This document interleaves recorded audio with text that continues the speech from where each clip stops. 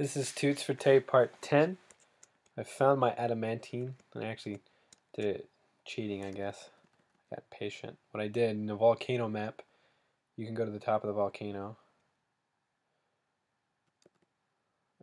like here, and you can build floors over the top of the volcano, like what I did here. These used to be obsidian floors, and I built a little platform out, and then I removed the construction on the first obsidian floor, and what happens is that causes the other floors to collapse into the lava. And right now those floors count as part of your fortress. And whatever those floors discover, you too discover. And if it falls to the great magma sea like they did, then you will instantly discover adamantine. Now that I've discovered my adamantine, I think it was Z level 75. Something. I'll just go here. Hold on. This is what adamantine looks like on Iron Hand. And you by no means have done the easy part of this, or the hardest part of this, it's tricky to mine adamantine. You have to constantly be wary of digging into magma, and probably the single most threatening thing to your fortress ever lies under this vein. Now you'll notice that there is a 2x2 dark grid within this vein.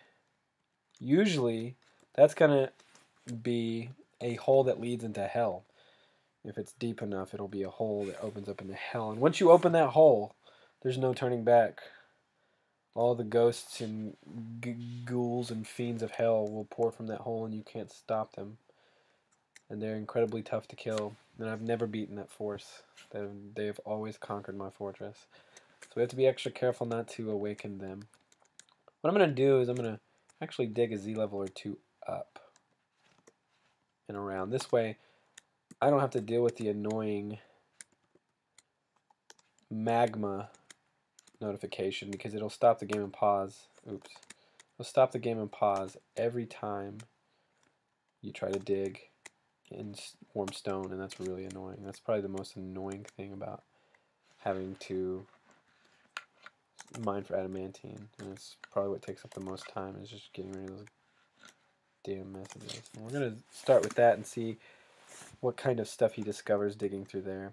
Hopefully I'll run into some more adamantine up here. It only reveals the adamantine that is close to the magma sea.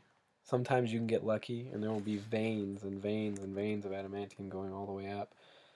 And sometimes, if you have my luck, it'll only be the vein that leads into hell.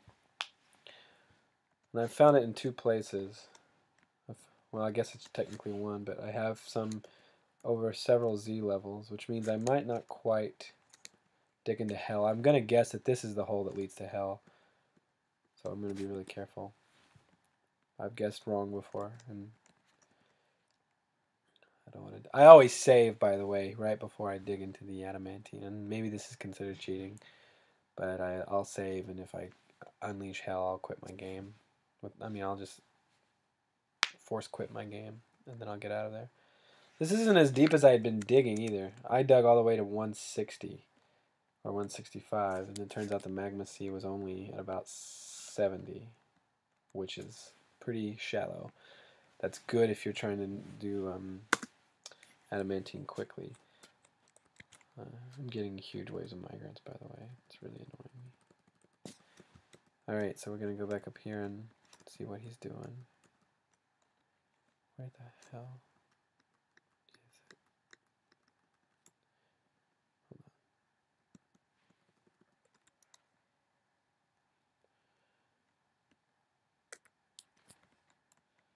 He should pop out any time now.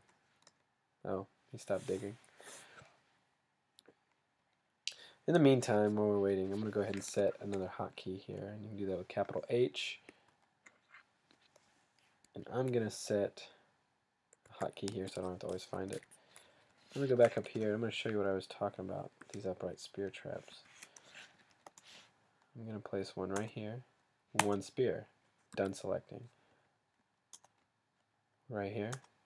One spear, done selecting. And you're just going to keep doing that until you fill this little chamber.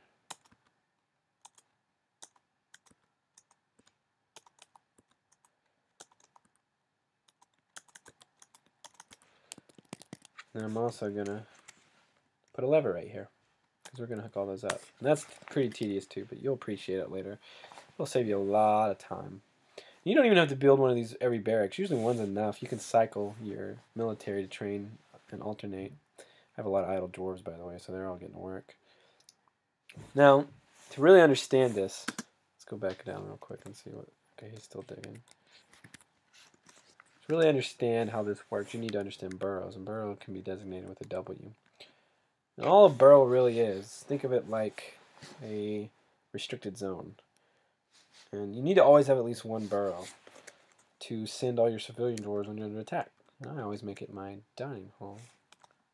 And I always have it so that it includes my little drinking area. Hold on, let me see. I have to... Oops. I screwed it up. We're just going to delete this burrow. Start over, add a new burrow. So what I'm going to do is I'm going to pretty much designate my entire cafeteria area. This way they can get to drinking food so they don't starve to death, and they can also reach the levers. And this is my main lever control room here. And it's always included in this first burrow because this is going to control my gates and my defensive mechanisms. So I really want to be able to get to that. So this first burrow that I designated, burrow 2, which we can name sieves, is where they will all go whenever I'm under attack. The second burrow, oh, I struggle with it. Let's see what they... Okay. It won't let me dig further because there's warm stone, but don't be afraid to dig into it. Most of the time it's okay. As long as you're not digging with magma around you or above you, if it's below you, you're usually good. So what we're going to do is do an up-down stairway right here. He's going to dig that out. Okay. You're going to just have to sit here and micromanage every little dig. Because it's going to ask you every time. You're going to have to just go back and redesignate. That's fucking tedious. That's the only way you can get to that precious adamantine.